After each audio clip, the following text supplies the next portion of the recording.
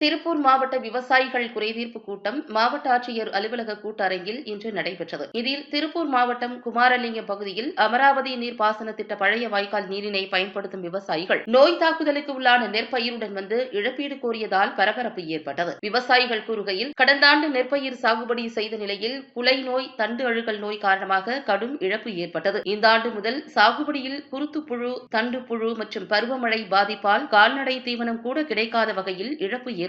மீண்டும் தற்பொழுது இரண்டாம் போக சாகுபடிக்கு நெற்பயிரிடப்பட்டுள்ள நிலையில் தண்டுப்புழு நோயும், கழுத்துக்குலை நோயும் நெற்பயிர்களை தாக்கியுள்ளதால் விளைச்சல் கடுமையாக பாதிக்கப்பட்டுள்ளது. இப்பகுதியில் 250 ஏக்கரில் நெற்பயிர் பயிரிடப்பட்ட விவசாயிகள் கடும் இழப்பை சந்தித்துள்ளனர். பயிர் நடவு முதல் உரம், மருந்து தெளிப்பு, ஆட்கூலி என ஏக்கர் ஒன்றுக்கு 40,000 வரை செலவாகியுள்ள நிலையில் இப்பகுதி விவசாயிகள் வாழ்வாதாரத்தை காக்க வேளாண்மை துறை அதிகாரிகள் மூலம் ஆய்வு செய்து விவசாயிகளுக்கு உரிய இழப்பீடு வழங்க வேண்டும் என நோய் தாக்குதலுக்கு உள்ளான நெற்பயிர்களை கொண்டு வந்து விவசாயிகள் குறைதீர்ப்பு கூட்டத்தில் விவசாயிகள் மாவட்ட ஆட்சியரிடம் கோரிக்கை விடுத்தனர்.